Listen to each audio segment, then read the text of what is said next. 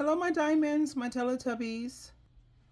As you know, I like to scroll through my TikToks, and I ran upon this. Actually, I ran upon several videos where you have a lot of the mothers who regret having children. You have a lot of people, they tell women that marriage and having kids is the dream, and they make it sound like the only way to be happy. But we have to try to keep it real. Let's be real about this. Raising kids is not easy. It's not just about the cute baby pictures and look at how cute the clothes are. It's stress. You're going to have a lot of sleepless nights, worrying, aggravation, and a lot of problems. Problems that get bigger when those kids, especially, hit their teenage years. Let me share a few clips with you, and then we'll come back and talk about it. Now, the first thing I want you to notice is look at how young she is. She's beautiful and she's smart. Here we go. Even more reasons I can do that for you. Mwah, love you. I do not want children. I have never wanted children. So here are more reasons why I think having a child would make me hate my life. Quick disclaimer, I fully respect and support whatever you choose to do with your body. So please completely respect and support what I choose to do with mine, because what I choose to do with my body has absolutely nothing to do with you. Okay, let's go. To me, pregnancy is body horror. It is quite literally like the movie Alien to me. I hate it. It makes my skin crawl. The thought of there being a parasite-like thing growing and living inside of me that is stealing all my vitamins and nutrients that literally my teeth can fall out. Don't even get me started on my stomach being big and you can see something like scratch. No. I hate it. I don't like it. I think pregnancy is way too romanticized and I don't want that for me. Okay. Next, I cannot imagine having a long, stressful day at work and all I want to do is come home and do nothing. And then there's a little child that wants attention. There's a child that needs attention from me. And don't even get me started on, oh, well, if you have a good partner, sure, you could have a great partner, right? But that kid is still going to want both of their parents. That kid who hasn't seen you all day is still going to want to see you. And sometimes I just want to be by myself. I just want to read or knit or watch my show or do literally anything else than like have to like deal with another human. I don't want to do that. I would hate my life if I lost my sense of independence and my sense of spontaneity. I would hate not being able to just do a quick trip to the grocery store. I would hate not being able to just go to the movies whenever I wanted to without having to hire a babysitter. I'm sorry, I hate children in movie theaters. There are simply some places where you do not take a child until they are ready. I do not want a screaming, crying kid in the movie theater. I hate that. Why would I do that to other people? What if I want to go to the movies and I can't? There's no babysitter. What if I just want to do a quick trip to the store and now I have to pack a kid into the car? What if the kid doesn't want to go to the store? What if it's screaming and crying, but I want to go to the store? No, I cannot imagine that. I cannot imagine that. And lastly, but definitely not least, I hate the way society treats mothers. I hate the way society treats mothers. Mothers are not seen as their own people anymore. They're just seen as like birth givers, as like spawners of children. It is never, how are you? At that point, it's, how are your kids? How are you doing with your kids? No, absolutely not. You care too much about your kid, you're a helicopter mom. You don't care enough by society standards, you are a neglectful mom. No. And society does not put this much judgment on fathers. It just doesn't. I do not want that. I do not want that scrutiny. I would hate my life. Okay? I would hate my life if basically my autonomy was taken away from me and all anyone cared about was my kids. What about me? I was here first. I was here longer.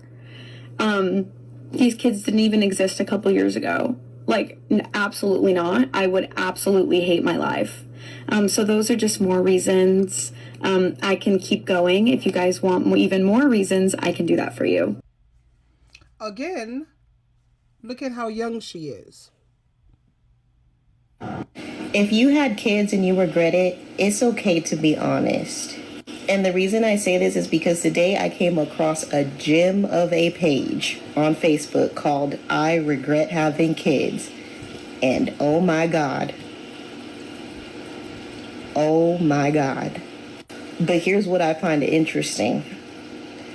Every single story on that page is anonymously written. Parents are in denial, and this is what I have been saying to y'all, and y'all get mad at me, but bruh, I'm not pulling this out of my ass. Parenting is not easy, and it's not for everyone. And y'all don't know it until you know it, unless you're like me and many other people who are like, wait a damn minute. Just because I have a uterus don't mean it needs to be utilized. The amount of women and men on this page, I mean, just pouring their hearts and minds out to how they truly feel about being a parent and the regret. But the anonymous part, I just find it so interesting because it's like, y'all swear we're just making this up. Oh, there must be a reason why you don't want kids. You must not be able to have kids. I hate when people say that. That's disgusting, first off, to even come to that conclusion.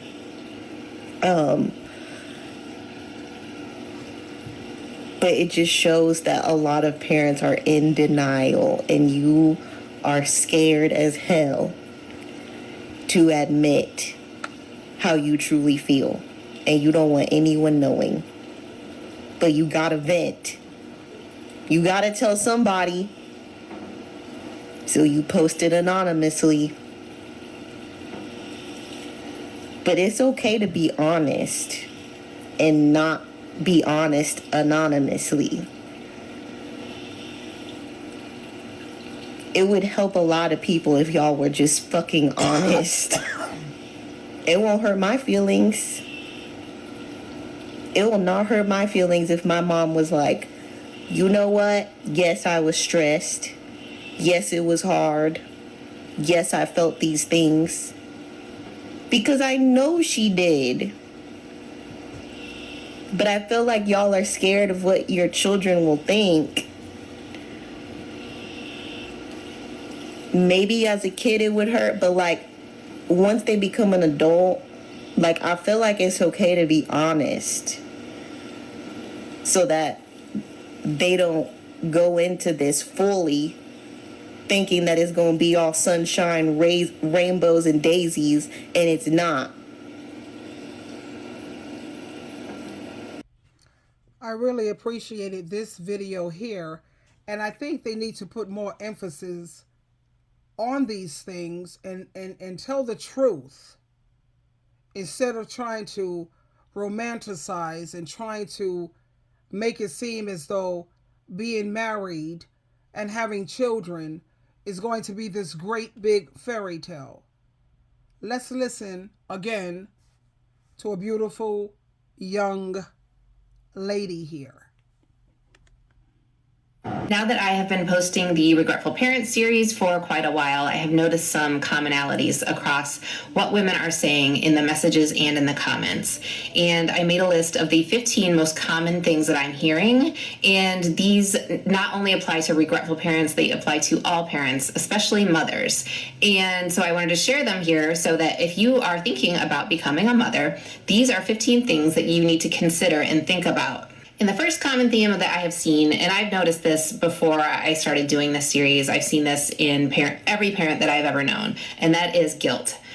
Every parent, regretful or not, deals with guilt on a daily basis for the rest of their life. You have guilt when you do the wrong things. You have guilt when you know you're doing the right things. You have guilt when you prioritize yourself. You feel guilt when you prioritize your kids. But it's just lifelong guilt. If you have kids, guilt, just accept it's going to happen. The second common theme that I'm seeing is the fact that labor and delivery is not talked about, and how dangerous it is, and how traumatic it can be, and how labor and delivery can alter you emotionally, mentally and physically for a long, long time. It is a dangerous process, and it is not discussed nearly enough. The third common theme is postpartum depression. Many women experience it, and it can last for a long time, and it can affect your experience as a new mother drastically. Again, it is not being talked about enough in relation to the impact it has on the life of a new mother. Fourth common theme, there is no village. It is said in every message, it is mentioned in so many comments. Women who thought they had a village, women who were told they had a village explicitly from their family and friends who said, we will help you, we will support you, please have the baby. And the village goes poof the moment that baby arrives. The fifth common thing that I'm seeing throughout these messages and comments is autism, ADHD, and neurodivergence being present in both the children as well as in the parents, and often the parents not finding out until well after their children are born. Number 6 is people invalidating experiences that are not their own. So I read a message from a woman and people are quick to rush into the comments to say, well, that's not my experience. I love my children and I would do anything for them. And that's not how it is for me. So if you become a parent and you want to talk about your honest lived experience as a parent, you can expect to be invalidated by many people. Number 7 is regret about things other than your children. And this has been touched on in a few of my videos. Regretting things like lost time, regretting things like lost experiences, things you weren't able to do because you had children, regretting the fact that you can't raise your children the way you want to raise them because you don't have the resources you need, because you don't have the village. So regret is a huge theme, even if it's not directly pointed at having children. Number 8, not realizing how much your life will change and how you will probably lose your identity, at least for a little while. This is such a common theme in these messages and in these comments. Your life changes forever in ways that you cannot imagine and in every way possible. And yes, many mothers lose their identity entirely because they have to give themselves over entirely to a new little human being. So if you choose to go into parenthood, be aware that that will likely happen. Number 9, it doesn't end at 18. Parenthood is for life. Motherhood is for life. Once they turn 18, you still worry, you still have regret, you still have guilt, you're still taking care of them, you're still thinking about them, you still have anxiety about them. It does not end at 18. You are in it for the rest of your life. Number 10 is children of regretful parents. I have heard from many of them, and I will be doing a series about children from regretful parents, and children often know. They can tell, and they know when they get older, when they're adults, they realize that their parents regretted having them. So that is something you have to think about. If you're not 100% in on parenthood and you think you may feel regret, just know that your children will probably be able to feel that too. Number 11 is women being in the role of caregivers for their entire lives. They talk about how they have taken care of their boyfriends who become their husbands, still taking care of them. Then they take care of their children. Then they take care of their aging parents. Then it's back to taking care of their aging husband. And they spend their entire lives being caregivers. And to top it off, they are not appreciated. No one cares for them. Which brings me to number 12, which is mentioned in so many of these messages, and that is the fact that you feel invisible as a mother. Your work is not recognized or appreciated by your children, by your husband or partner, or by the world. You feel invisible and lonely much of the time. Number 13 is loneliness. Many women describe themselves as being lonely despite having a family, despite having a partner, despite having kids. They feel alone and they feel lonely. Number 14 is judgment from other people, especially other mothers. You will deal with the judgment of people and how you choose to raise your children, how you choose to parent. You'll deal with that judgment on every level throughout your existence as a parent. And number 15, moms are the default parent who get blamed for everything, and dads get praised for the bare minimum. Now that I have been posting Every single point that this beautiful young lady made was right on point. And that's why you have many women today, they're saying, no, thank you. They're choosing a different path, and that's smart. I find them to be very, very wise. And why? Because life, let's think about it. Life is already full of challenges, struggles, problems, and you don't have to add more just because society says that you should. But instead, these women are becoming, like I always suggest, there's more than enough children on this earth. So they're becoming big sisters. They're becoming aunties. They're becoming like godmothers. They're helping the kids who are already here. Kids who need love, guidance, and support. And that's powerful. That's not only powerful, but that's very meaningful. You don't have to be a mom to make a difference. You don't have to be a wife to be respected. You can build your own life, your own dreams, and still give back to the world. And I think it's important to remember these things. What about if you give birth to a child that has ADHD or ADD or autism, some kind of mental and emotional health issues? You can't guarantee that they won't. And you have to also remember your value is not measured by marriage, and you're more than a womb and children. You can choose freedom, peace, and purpose. Helping others, it doesn't require giving birth. It requires a person just merely having a good heart. And I really am so happy that this generation of women are waking up. They're saying, we decide our future, baby. And that's what I call wisdom. The Bible is constantly saying, be wise, my child. Make my heart rejoice. You look at the state this world is in. Do you honestly think it's wise to bring children into this mess? You're not allowed to discipline them. CPS is coming all in. And women are wising up.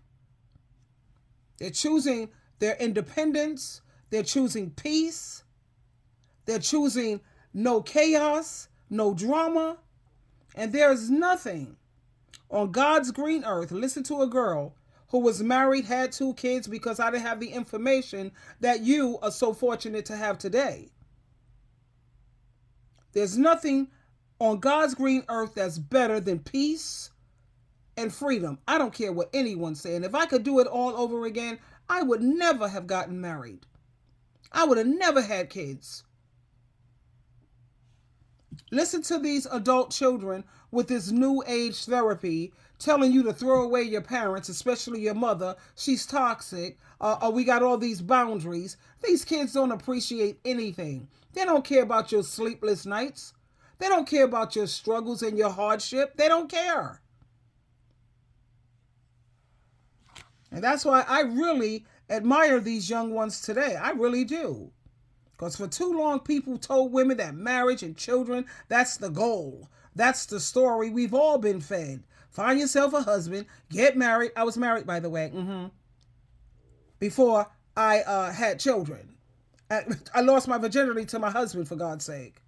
And they're telling us, find a husband, get married, have kids, and you call it happiness. Well, we got to be truthful about this. Raising children is not a fairy tale. It's a lot of hard work. It's a lot of stress. And it's problems that grow even bigger as they become teenagers because they don't care about what you have to say. They want to fit in with their peers.